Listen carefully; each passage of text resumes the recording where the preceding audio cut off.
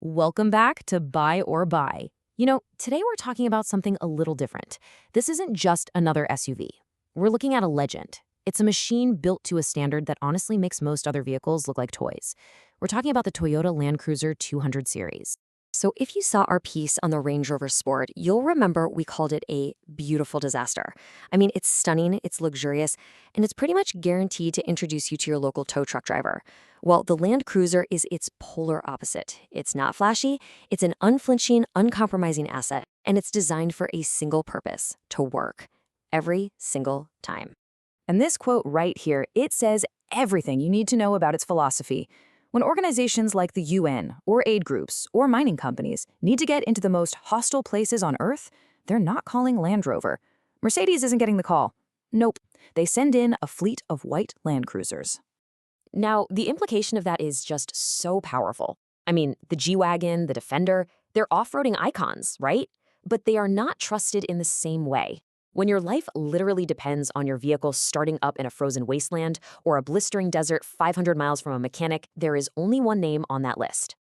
So what makes it so tough? What's the secret sauce? Well, it all starts with the engine. The absolute heart of this legend is the over-engineered V8 that powers the US models. Let's talk about the 3URFE V8. It is a masterpiece of what I'd call boring, reliable engineering. And I mean that as the highest possible compliment. It's the same engine in the Tundra and Sequoia, which tells you it was designed to tow heavy loads for hundreds of thousands of miles without even blinking. It uses dual overhead cams and a timing chain that's literally designed to last the life of the vehicle. There's no fancy, complicated tech here, just simple, robust, proven parts. And the result of all that? Well, these engines don't just hit 200,000 miles. People in the know say they aren't even properly broken in until they pass 300,000. It is completely normal for one of these things to see 400,000 miles on its original engine and transmission with just basic oil changes. That's not an exception, that's the expectation. Okay, so it's reliable, we get it. But come on, nothing's perfect, right? There has to be a catch. So we did what we always do. We scoured the ownership forums, the service bulletins, the repair databases, you name it. We went looking for the cracks in this ironclad reputation. And here's what we found. Problem number one, the secondary air injection pump can fail. When it does, it might throw a check engine light on a cold start. But, and this is a really important but, this is purely an emissions component. It has zero effect on the truck's reliability, it won't leave you stranded, it's a manageable fix, and that is the biggest engine problem on the entire list. Okay, next up is the KDSS, the Kinetic Dynamic Suspension System. On higher mileage trucks, the accumulators can sometimes develop a leak. Now, this is probably the most expensive common repair on the vehicle, but notice the key words: high mileage. This isn't something that's popping up at 60,000 miles like an air suspension failure on a German SUV. And, rounding out the rest of the list is just predictable wear and tear. If you live in a really hot climate, the dashboard can crack. The lower ball joints, which are a standard wear item on any heavy truck, they'll need replacing every 100,000 to 150,000 miles. And yeah, let's be honest, the infotainment system on the models before 2016, it feels like it's from a different century. And that's it. No, seriously, let that sink in for a minute. That is the complete, entire list of common problems for a vehicle that was on sale for 13 years. When we did the Range Rover, the problem list took us 10 minutes just to read. For the Land Cruiser, it's 3 slides. But here's the crazy part. That insane reliability is only half the story. The Land Cruiser has another superpower, and this one might be even more impressive. It seems to be completely immune to depreciation.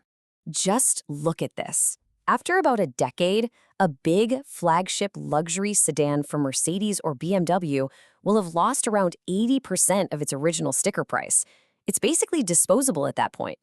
The Land Cruiser, which cost almost as much new, has lost a mere 35%. This is completely, totally unheard of in the car world. Let's put some real numbers to that, because it's kind of mind-blowing. A 2015 Land Cruiser that was about 85 grand new is still worth around $55,000 today. You could have driven it for almost a decade, and it cost you about the same as leasing a Honda Accord. The Mercedes S-Class from the same year, it has lost $80,000. It's an $80,000 financial hole. And this is what separates the Land Cruiser from almost every other vehicle on the road. It really does stop being just a car and starts behaving more like a blue chip stock. You can buy one, use it for years, put tens of thousands of miles on it, and sell it for almost exactly what you paid for it. It's a drivable asset. So, let's bring this all together. When you combine that unparalleled mechanical reliability with a financial performance that justifies all logic, you get to the verdict. And for us, this is the easiest one we have ever had to deliver. The big question. The 2008 to 2021 Toyota Land Cruiser. Is it a buy or is it a buy? It's not just a buy. It is the buy. And I say this without any exaggeration. This is the single smartest automotive purchase a person can make if their goal is to minimize hassle and maximize value. It truly exists in a category of one. So what's the takeaway? The 200 Series Land Cruiser isn't just a truck, it's a promise. It's a solution to the chaos of modern car ownership. For anyone who just wants to make one smart decision and then get on with their life, this is the ultimate buy-it-for-life vehicle. Thanks for watching.